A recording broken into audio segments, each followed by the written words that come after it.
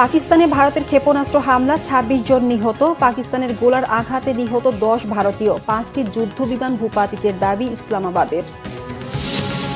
নাগরিক ঐক্যের সাথে ঐক্যমত্য কমিশনের বৈঠক, জাতীয় স্বার্থে মৌলিক জায়গায় সবাইকে ঐক্যবদ্ধ হবার আহ্বান ডক্টর আলী রিয়াজের।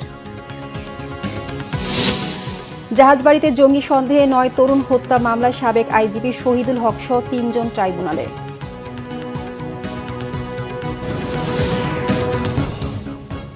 দেখছিলেন ক্রাউন সিমেন্ট সংবাদ শিরোনাম। পাকিস্তানের অন্তত ৯টি অবস্থানে ভারতের ক্ষেপণাস্ত্র হামলায় অন্তত ২৬ জন নিহত হয়েছে, আহত অন্তত ৪৬ জন। হতাহতের তালিকায় নারী ও শিশু রয়েছে। অন্যদিকে ভারতের ব্রিগেড সদর দপ্তরে ক্ষেপণাস্ত্র হামলা ও ৫টি যুদ্ধবিমান ভূপাতিত করার দাবি করেছে পাকিস্তান।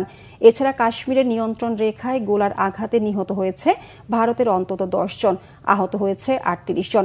এমন পরিস্থিতিতে দুদেশকে সর্বোচ্চ সংযম প্রদর্শনের আহ্বান জানিয়েছে জাতিসংঘ। এদিকে ভারতের হামলাকে লজ্জাজনক বলেছেন মার্কিন প্রেসিডেন্ট ডোনাল্ড ট্রাম্প। বিস্তারিত মেহরাব হুসাইন খানের ডেস্ক রিপোর্টে।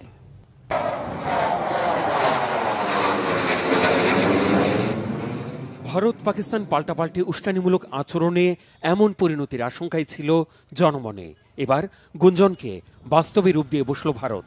এতে শুধু পাকিস্তানেরই ক্ষয়ক্ষতি আর প্রাণহানি হয়নি, পাল্টা হামলায় আক্রান্ত হয়েছে ভারতও। জম্মু কাশ্মীরের পেহেলগাঁওয়ে সন্ত্রাসী হামলার পর থেকেই দুদেশের হুমকি আর মহড়া সংঘর্ষের দিকে মোড় নেয় বিশ্ব নেতারা আক্ষেপ প্রকাশ করে সর্বোচ্চ সংযমের আহ্বান জানালেও শুনবেন কি দুই দেশের রাষ্ট্রপ্রধান আর সামরিক কর্মকর্তারা?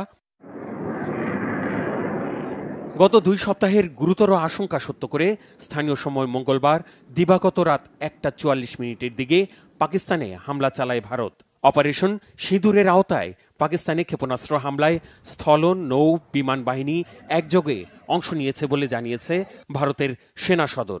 ভারতের পক্ষ থেকে দাবি করা হয়েছে, বেসামরিক মানুষের ক্ষয়ক্ষতি আমলে নিয়ে হামলার লক্ষ্যবস্তু ছিল মূলত তেহরিকি তালেবান পাকিস্তান সহ জঙ্গি ও সন্ত্রাসীদের ঘাঁটি। बुज़दिल भारत ने पाकिस्तान पर बिला इश्तियाल জাহরিয়ত কি হামলা নিয়ে নয়াদিল্লির দাবি সঠিক নয় বলেছে ইসলামাবাদ। পাকিস্তানের পাঞ্জাবে জারি হয়েছে জরুরি অবস্থা।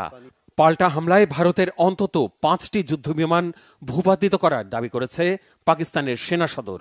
বলা হয়েছে ভারতের ৩টি রাফাল, একটি সুখোই ৩০ আর একটি মিগ-29 ভূপাতিত করা হয়েছে। হামলা হয়েছে ভারতের একটি ব্রিগেড সদর দপ্তর আর নিয়ন্ত্রণ রেখার নিরাপত্তা চৌকিতে।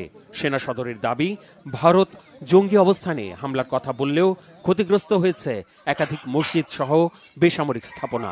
আজাদ কাশ্মীরের মুজাফফরাবাদ ও